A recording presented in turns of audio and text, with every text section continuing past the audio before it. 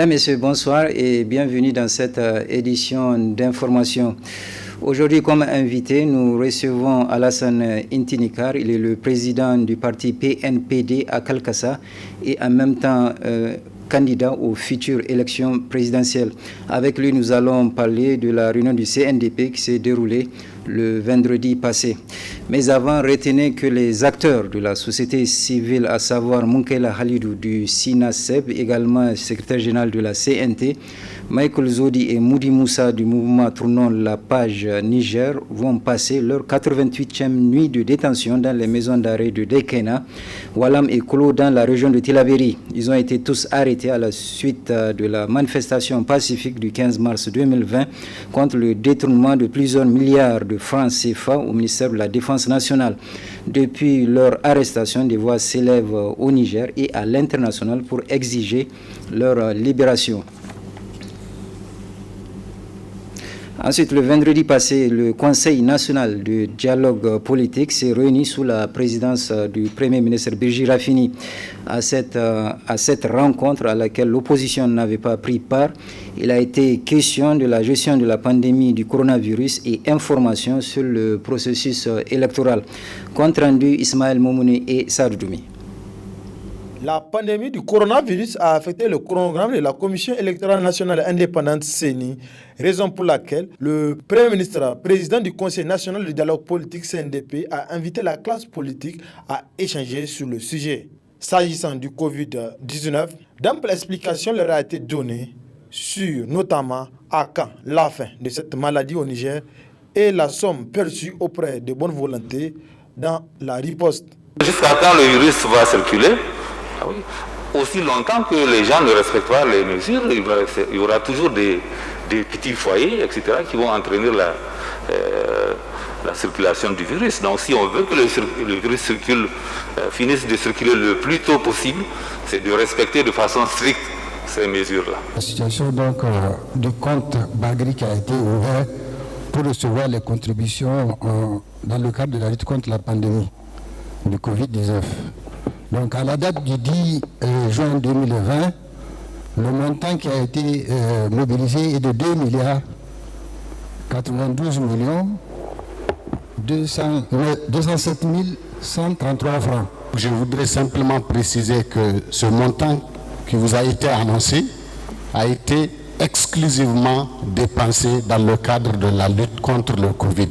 S'agissant du non-enrôlement de la diaspora et si on peut tenir des élections sans l'opposition, le président de la CENI a répondu en ces termes. L'idéal en matière de démocratie, en matière d'élection, c'est que l'ensemble des partis politiques constitués et dont la vocation est de faire la compétition pour la conquête du pouvoir politique le fassent.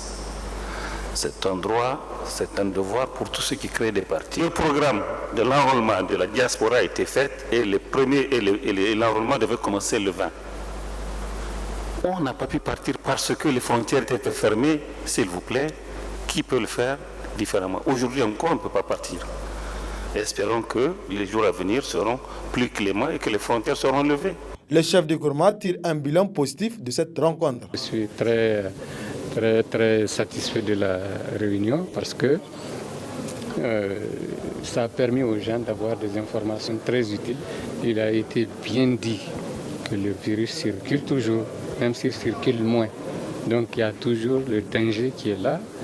Il faut qu'on fasse attention. Nous sommes en train de nous acheminer vers la réalisation, Inch'Allah, de ce fichier. Maintenant, quelques inquiétudes ont été soulevées concernant des retards. Des retards peut-être qui vont concerner les élections locales. Mais des recommandations fortes ont été faites à la CENI de tout faire, s'il est possible, matériellement et techniquement, de trouver un petit créneau pour faire ces élections locales avant les élections générales. Mais c'est le terrain qui va dicter la solution. C'est les circonstances qui vont nous donner la conduite à tenir. Le gouvernement fera tout pour maintenir les élections générales, c'est-à-dire les présidentielles et les législatives, pour les tenir au mois de décembre. Les propositions faites au cours de cette rencontre vont être étudiées à la prochaine réunion prévue dans une dizaine de jours, selon le chef du gouvernement. Rappelons que l'opposition politique n'a pas participé à cette rencontre. Alassane Intinikar, bonsoir. Le Conseil national de dialogue politique s'était réuni le vendredi passé sous la présidence du Premier ministre Brigitte Raffini. Alors, pouvez-vous nous dire succinctement les résultats auxquels cette réunion est parvenue? Merci de m'avoir invité. La réunion du CNDP, il y a des points d'ordre du jour, information sur le Covid-19 et information sur les processus électoraux. Ici, ce qu'on a retenu dans cette réunion, le report des élections municipales. Et aussi, le président de la CENI vient de nous informer pour nous dire on ne peut pas enrôler la 9e région, donc la diaspora nigérienne. Donc on ne peut pas organiser les élections à temps de la diaspora. Et les raisons qui ont fait qu'ils ont repoussé les élections municipales, c'est à cause de cette catastrophe-là, la pandémie, la Covid-19. Car vous savez, il fit un temps, la CENI a arrêté d'enrôler et encore il a évoqué les sujets d'insécurité. Et pour les Nigériens à l'extérieur, il nous a dit que les frontières sont fermées à cause de la Covid-19. Et d'autre part, la CENI a saisi le Premier ministre et le Premier ministre a demandé l'avis de la Cour constitutionnelle si on peut organiser des élections législatives et municipales et présidentielles sans la diaspora. Ce qu'on a retenu, c'est les deux élections, mais ici, tous les partis politiques ont apporté ils ont demandé au président de la CENI s'il y a la possibilité de jumeler les élections municipales, législatives et présidentielles premier tour. En tout cas, la majorité des partis politiques. Et pour les Nigériens à la diaspora, donc c'est une pandémie qui est là. On n'a aucune idée, on attend l'avis de la Cour constitutionnelle. Donc, ils nous ont dit que d'ailleurs, il n'y a pas eu une conclusion, mais la conclusion ici, qu'ils nous ont dit d'attendre l'avis de la Cour constitutionnelle et dans peu de temps, on va reconvoquer une autre réunion de la CNDP. C'est à ce stade-là que je pense qu'on peut arrêter quelque chose. Ensuite, comment analysez-vous la politique de chaise vide qui est adoptée par l'opposition politique actuellement, qui refuse de participer aux travaux du CNDP? Et quel appel avez-vous à lancer à leur endroit? Bon, ici, le refus de l'opposition à assister aux réunions du CNDP, je pense que ça ne nous a pas surpris, ça n'a pas surpris tous les Nigériens. Et que moi, je considère que l'opposition et même les grands partis de la majorité sont en train de tromper les autres partis politiques et les peuples nigériens. Si vous vous souvenez, en 2011, c'est à ce temps-là qu'on a prévu de faire un fichier biométrique. Et ils se sont tiraillés jusqu'à la veille des élections de 2016 et ils ont dit qu'on ne peut pas organiser un fichier biométrique. On va travailler avec les fichiers classiques. C'est à ce stade-là que l'opposition a demandé l'audit. Et elle a regagné le CNDP. On a organisé les élections. Donc ici, les raisons pour lesquelles moi j'accuse ces partis politiques-là, car sincèrement l'opposition, on sait qu'il y a une rupture de confiance entre la majorité et l'opposition. L'opposition ne fait pas confiance à la majorité ne fait pas confiance à l'opposition. Mais si vous analysez la question, ici, et l'opposition, ils sont en train de boycotter cette réunion du CNDP, c'est pour essayer de pousser le président de la République à dépasser les délais légaux pour organiser des élections, moi, selon moi. Car si vous vous souvenez, ça ne fait pas longtemps, la dernière réunion de l'opposition avec les premiers ministres, lorsqu'ils ont créé un comité qu'ils ont médiatisé, et quelques jours, ils se sont pas entendus. Moi, je pense que c'est pour rien du tout. Et car aujourd'hui, l'exigence de l'opposition ne veut pas siéger, car ils ont une exigence que je ne pense pas que le gouvernement va la respecter, car l'opposition veut qu'on modifie le code électoral, certains articles du code électoral, y compris l'article 8 du code électoral. Et aujourd'hui, on est à peu près à 5 mois d'élection. Donc, on ne peut pas modifier ni la Constitution, ni le code électoral. Ici, les mots que je vais lancer à l'opposition et même le gouvernement, on a vu le Premier ministre lors de la réunion du CNDP, il a bel et bien dit qu'il retend sa main à l'opposition. Donc nous demandons à cette opposition de revenir au CNDP pour qu'on puisse discuter par rapport à cette question d'organisation d'élections. C'est pas bon de mentir au peuple, c'est pas bon de mentir à ses militants, car l'opposition dit qu'elle a boycotté toutes les activités, alors que le président de la CENI nous a informé que tous les partis politiques de l'opposition ont donné leurs délégués pour l'enrôlement des fichiers biométriques. Moi, je pense que s'ils sont là en train de jouer un jeu pour amener le président de la République à dépasser les délais légaux, je les informe que les élections auront lieu et à temps. Donc il est temps qu'ils viennent pour qu'on puisse préparer ces élections. Car si vous avez bien suivi la réunion du CNDP, on a posé cette question au président de la CENI. Est-ce qu'on peut organiser des élections sans l'opposition? Et la réponse qu'il nous a donnée, il nous a dit que et il ne peut pas prendre un décret ou forcer l'opposition à venir participer aux élections. La participation aux élections, c'est par la volonté du parti. C'est le parti qui a sa propre volonté de dire qu'il va participer aux élections. Car le premier jet a échoué. C'est pour empêcher de faire un fichier biométrique, car on a même interpellé le président de la CENI pour lui dire que il faut faire attention, les partis politiques sont en train de vous tromper. Si hier ils sont en train de vous acclamer et aujourd'hui vous avez constaté tout ce temps ils sont en train de vous critiquer. Et je profite de cette occasion vraiment, car nous on a toujours contesté la CENI et on continue à la contester, mais quand même ils ont bâti un travail de maître par rapport à l'enrôlement des fichiers biométriques.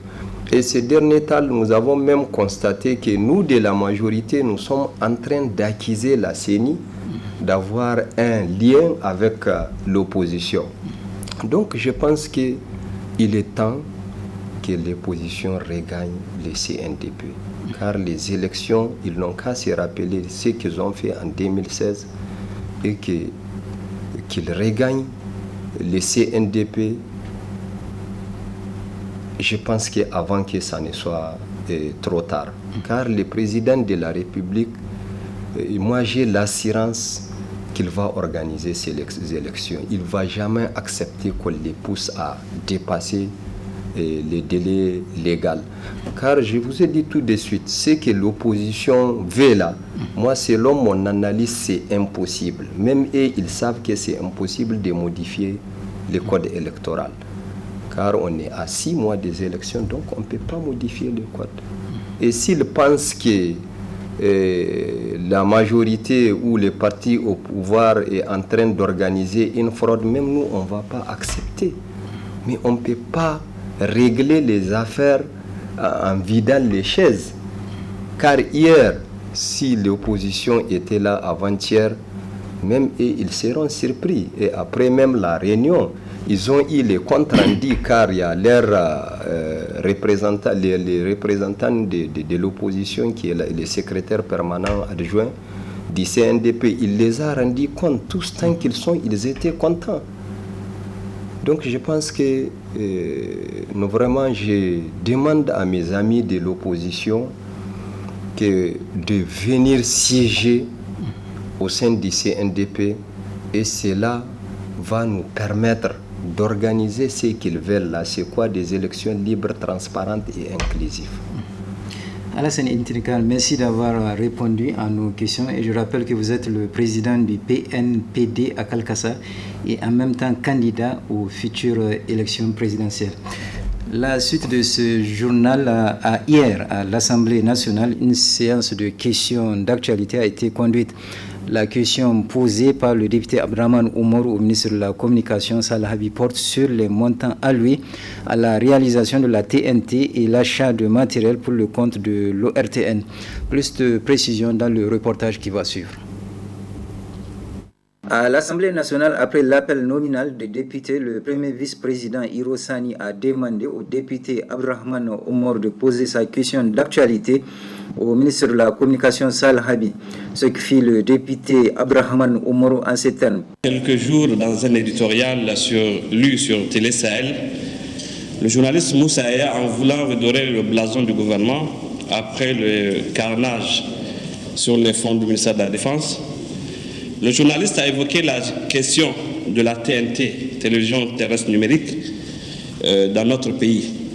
Dans son speech, il a notamment parlé des investissements réalisés par votre ministère pour faciliter l'accès de cet outil au commun des Nigériens. Selon lui, ce n'est pas moins de 40 milliards qui auraient été injectés. Oui, 40 milliards, 40 000 millions. En tant qu'élu et étant du domaine de la télévision, j'ai des doutes sur la réalité de ces chiffres, eu égard notamment au niveau actuel du déploiement de la TNT au Niger.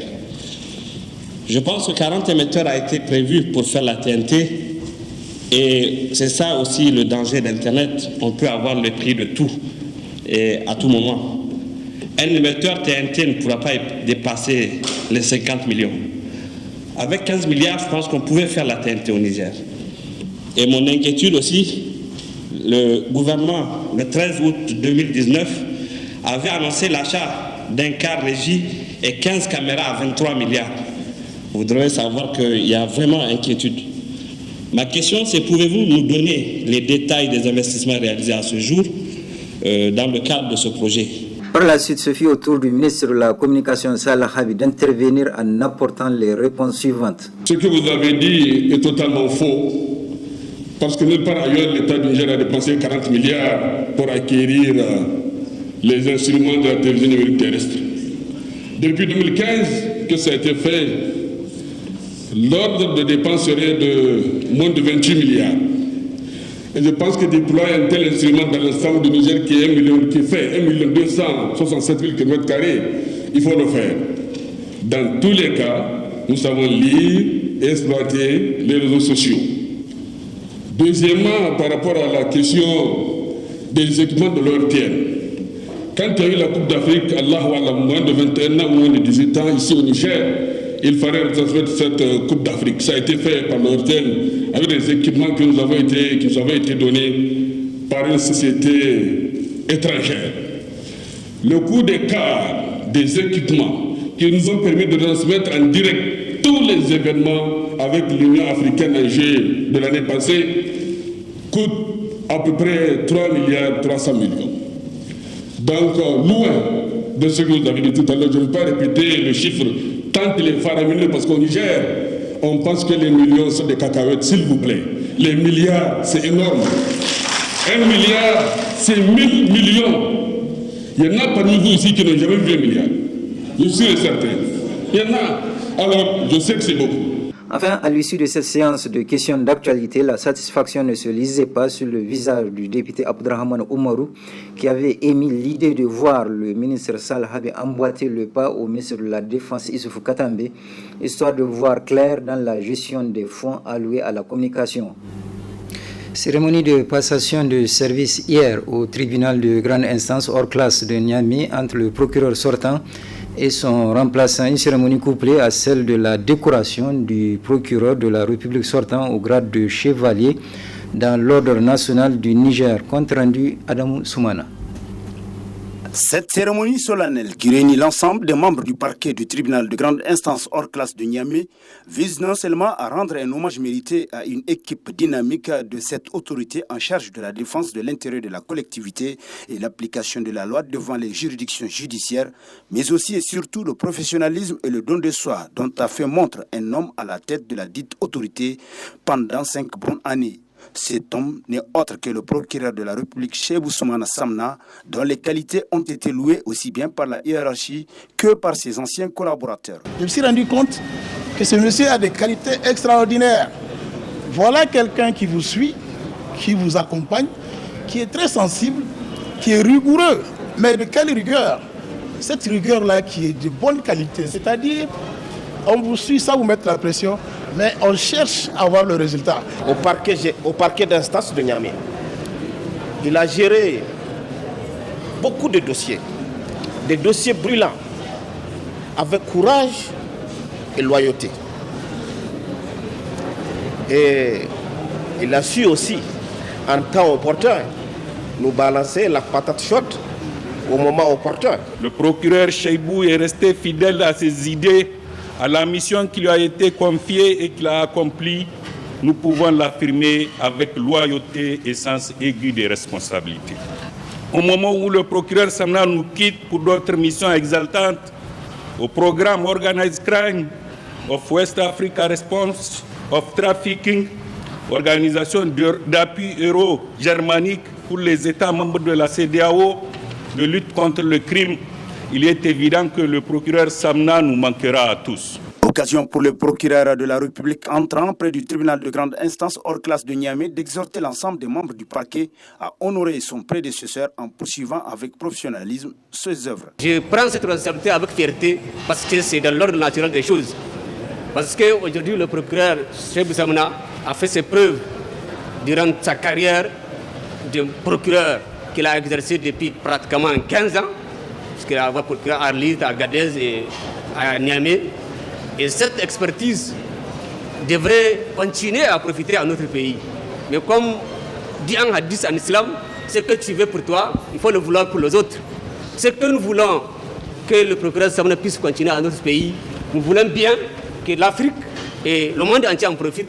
Et faire assurer les collègues du parquet de considérer que la famille va continuer comme avant et de continuer à porter toutes les actions à la hiérarchie judiciaire, aux aînés, aux parents, amis et connaissances, de ne pas hésiter de nous interpeller à chaque fois qu'ils estiment qu'il y a des choses à corriger. Très ému par ses marques d'estime à l'endroit de sa modeste personne, le procureur sortant n'a pas manqué de saluer le travail abattu par le parquet sous sa conduite. Le travail est devenu pratiquement la routine pour nous. La machine est totalement lubrifiée. Je ne doute pas un seul instant que nous arrivons, enfin le chemin est très long, mais je ne doute pas un seul instant que nous allons y arriver. Surtout que à notre tête vient d'être confirmé procureur, un des nôtres, un des artisans justement de cette lubrification de la machine.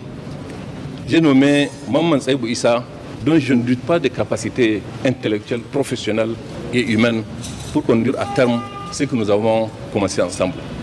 Surtout qu'il a été renforcé avec des personnes très compétentes comme Baïdo Ousmane, comme Madame Maïdama, comme Zakariaou, comme Lamine Ouabi, en fait toute l'équipe qui était déjà là, qu'il faut ici féliciter. Notons enfin que le procureur Chebou Samna s'est vu élevé au grade de chevalier dans l'ordre national du Niger en reconnaissance des services rendus à la nation. Ce journal est à présent terminé. Merci de l'avoir suivi et je vous souhaite de passer une excellente soirée.